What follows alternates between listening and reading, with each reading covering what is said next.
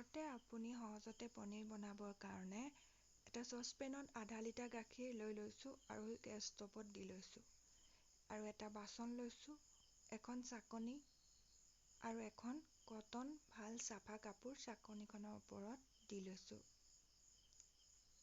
এতিয়া আপুনি গাখীৰখিনি ভালদৰে লৰাই থাকিব যাতে উতল অহালৈকে।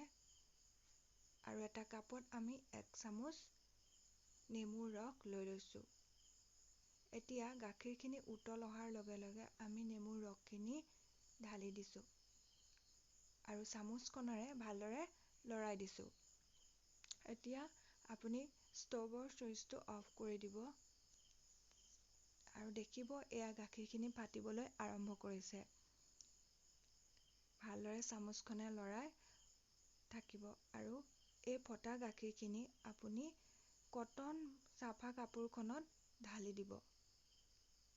গৰমে গৰমে ঢালি দিব।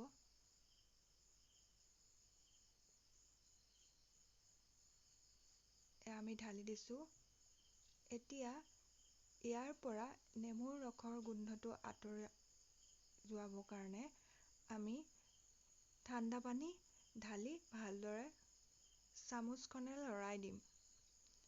আমি ভালদৰে চামুচখনে লৰাই দিছোঁ যাতে ইয়াৰ পৰা নেমুৰ গোন্ধটো আঁতৰি যায় আৰু এইখিনি চুবৰ কাৰণেও যাতে ঠাণ্ডা হয়। এতিয়া আমি কাপোৰখন ভালদৰে চেপি ইয়াৰ পৰা পানীখিনি আঁতৰাবলৈ চেষ্টা কৰিম যাতে পানীখিনি থাকি নাযায়। আৰু এয়া দেখিছে এখন প্লেটত আমি লৈ লৈছোঁ। এই ফটা গাখীৰখিনি এটা চেপত ৰ'বৰ কাৰণে আমি কাপোৰখনেৰে ভালদৰে বান্ধি দিছোঁ।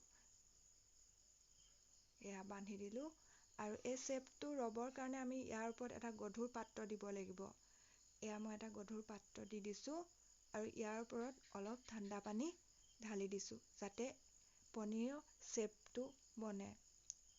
এতিয়া আমি এইখিনি এঘণ্টাৰ কাৰণে থৈ দিলোঁ।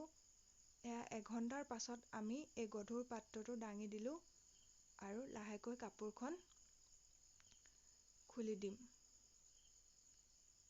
এয়া কাপোৰখন খুলি দিছোঁ। এতিয়া আপুনি লাহেকৈ দেখিব যে আমাৰ পনীৰ এয়া তৈয়াৰ হৈ গৈছে। বহুত ছফ্ট হৈছে আৰু পনীৰ আকাৰত লৈছে। এতিয়া আমি পনীৰখিনি সৰু সৰু চেপত কাটি দিলোঁ। এয়া দেখিছে পনীৰখিনি আপুনি বহুত দিনৰ কাৰণে ৰাখিবলৈ ঠাণ্ডা পানীত থৈ দিব পাৰে যাতে আপোনালোক বহুত দিনলৈ খাব পাৰিব। আৰু